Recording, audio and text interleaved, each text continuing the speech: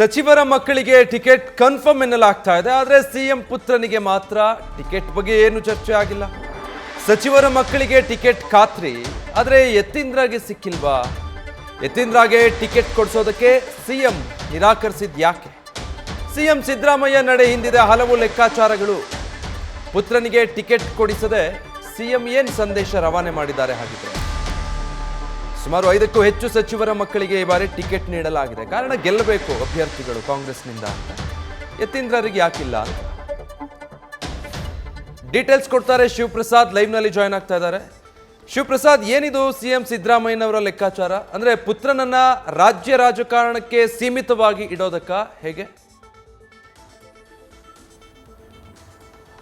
ಖಂಡಿತವಾಗಿ ವಿಜಯ್, ಈಗಾಗಲೇ ಹಲವು ಸಚಿವರ ಪುತ್ರರಿಗೆ ಈ ಬಾರಿಯ ಲೋಕಸಭಾ ಚುನಾವಣಾ ಟಿಕೆಟ್ ಅನ್ನ ಕೊಡಿಸ್ತಕ್ಕಂಥ ವಿಚಾರದಲ್ಲಿ ಸಿಎಂ ಸಿದ್ದರಾಮಯ್ಯ ಸಹಮತವನ್ನ ಸೂಚಿಸಿದ್ದಾರೆ.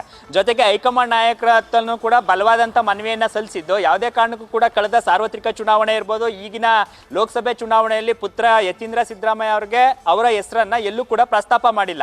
ಆ ಮೂಲಕ 28 ಲೋಕಸಭಾ ಕ್ಷೇತ್ರಗಳಿಗೂ ಕೂಡ ಸಮಾನವಾದಂಥ ಎಫರ್ಟ್ ಹಾಕ್ಲಿಕ್ಕೆ ಸಿಎಂ ಸಿದ್ದರಾಮಯ್ಯ ಸಜ್ಜಾಗಿದ್ದಾರೆ.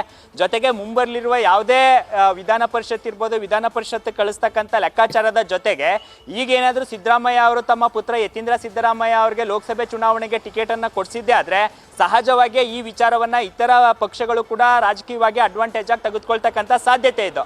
ಜೊತೆಗೆ ಸಚಿವರ ಪುತ್ರರಿಗೆ, ಸಚಿವರ ಮಕ್ಕಳಿಗೆ ಟಿಕೆಟ್ ಅನ್ನು ಕೊಡಿಸೋದ್ರ ಮುಖಾಂತರ ಸಚಿವ ಸಂಪುಟ ಸಹೋದ್ಯೋಗಿಗಳ ಜೊತೆ ಬಾಂಧವ್ಯ ಏನಿದೆ, ಸಂಬಂಧ ಏನಿದೆ, ಅದನ್ನ ಗಟ್ಟಿಗೊಳಿಸ್ಕೊಳ್ಳೋ ಪ್ರಯತ್ನಕ್ಕೂ ಕೂಡ ಸಿಎಂ ಸಿದ್ದರಾಮಯ್ಯ ಮುಂದಾಗಿದ್ದಾರೆ.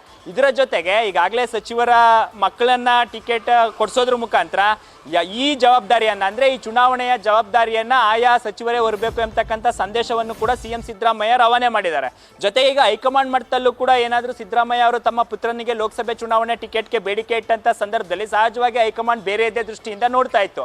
ಅದಕ್ಕೂ ಕೂಡ ಸಿಎಂ ಸಿದ್ದರಾಮಯ್ಯ ಅವರು ಅವಕಾಶವನ್ನ ಕೊಡದೆ ಹೈಕಮಾಂಡ್ಗೂ ಕೂಡ ತಮ್ಮ ಸಂದೇಶವನ್ನ ರವಾನೆ ಮಾಡಿದ್ದಾರೆ. ಅಂದ್ರೆ ನಾನು ನನ್ನ ಪುತ್ರರನ್ನಾಗ್ಲಿ ನನ್ನ ಕುಟುಂಬ ಸದಸ್ಯರನ್ನ ಈ ಬಾರಿಯ ಲೋಕಸಭೆ ಚುನಾವಣೆಗೆ ನಿಲ್ಲಿಸ್ತಾ ಇಲ್ಲ ಅಂತಕ್ಕಂಥ ಸಂದೇಶವನ್ನು ಕೂಡ ನೀಡಿದ್ದಾರೆ.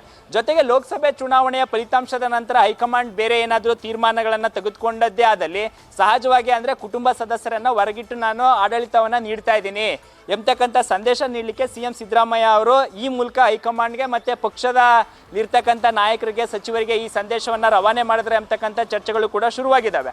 ಆ ಮೂಲಕ ಮುಂದಿನ ಏನಾದರೂ ವಿಧಾನ ಪರಿಷತ್ ಚುನಾವಣೆ ಬಂದಂಥ ಸಂದರ್ಭದಲ್ಲಿ ಯಾರ ವಿರೋಧನೂ ಇಲ್ದಾನೆ ಅಥವಾ ಯಾರು ಕೂಡ ಅಡ್ಡಿ ಆತಂಕಗಳಿಲ್ಲದೆ ಪುತ್ರನನ್ನ ವಿಧಾನ ಪರಿಷತ್ಗೆ ಕಳಿಸ್ತಕ್ಕಂಥ ಲೆಕ್ಕಾಚಾರ ಕೂಡ ಅಡಗಿದೆ ಅಂತಕ್ಕಂಥ ಮಾತುಗಳು ಕೂಡ ಈಗ ಕಾಂಗ್ರೆಸ್ ಪಕ್ಷದಿಂದ ಕೇಳಿ ಬರ್ತಾ ಇದ್ದಾವೆ. ಹಾಗಾಗಿ ಸಾರ್ವತ್ರಿಕ ಚುನಾವಣೆ ಇರ್ಬೋದು, ಲೋಕಸಭೆ ಚುನಾವಣೆಯಲ್ಲಿ ಯತೀಂದ್ರ ಅವರ ವಿಚಾರವನ್ನ ಪ್ರಸ್ತಾಪ ಮಾಡಿದೆ, ಅಂದ್ರೆ ನನ್ನ ಪುತ್ರನಿಗೆ ಟಿಕೆಟ್ ಬೇಕು ಎಂಬತಕ್ಕಂಥ ವಾದವನ್ನ ಮಂಡಿಸದೆ ಸಿದ್ದರಾಮಯ್ಯ ಅವರು ಈ ರೀತಿಯ ಸ್ಟ್ರಾಟಜಿಯನ್ನ ರೂಪಿಸಿದ್ರೆ ಎಂಬತಕ್ಕಂಥ ಚರ್ಚೆಗಳು ಕೂಡ ಶುರುವಾಗಿದ್ದು, ಸದ್ಯ ಈಗ ಸಿಎಂ ಸಿದ್ದರಾಮಯ್ಯ ಅವರು ಹೇಳಿದ್ದಾರೆ 28 ಕ್ಷೇತ್ರಗಳಿಗೂ ಕೂಡ ನಾನೇ ಅಭ್ಯರ್ಥಿ, ನಾನೇ ಓಡಾಟ ಮಾಡ್ತೀನಿ ಎಂಬತಕ್ಕಂಥ ಹೇಳಿಕೆ ಕೊಡೋದ್ರ ಮುಖಾಂತರ ಎಲ್ಲಾ ಕ್ಷೇತ್ರಗಳು, ಈಗ ಒಂದು ವೇಳೆ ಅವರ ಪುತ್ರನಿಗೆ ಏನಾದರೂ ಟಿಕೆಟ್ ಅನ್ನ ಕೊಡಿಸಿದ್ದೆ ಆದ್ರೆ ಅವರು ಕೇವಲ ಒಂದು ಕ್ಷೇತ್ರಕ್ಕಷ್ಟೇ ಜಾಸ್ತಿ ಎಫರ್ಟ್ ಅನ್ನ ಹಾಕ್ಬೇಕಾಗಿತ್ತು. ಇದ್ಯಾವುದಕ್ಕೂ ಕೂಡ ಅವಕಾಶವನ್ನ ಕೊಡದೆ ಸಿಎಂ ಸಿದ್ದರಾಮಯ್ಯ ಈ ರೀತಿ ಸ್ಟ್ರಾಟಜಿ ಮಾಡಿದ್ರೆ ಅಂತಕ್ಕಂಥ ಚರ್ಚೆಗಳು ಕೂಡ ಈಗ ಶುರುವಾಗಿರ್ತಕ್ಕಂಥದ್ದು. Vijay, thank you Shivaprasad.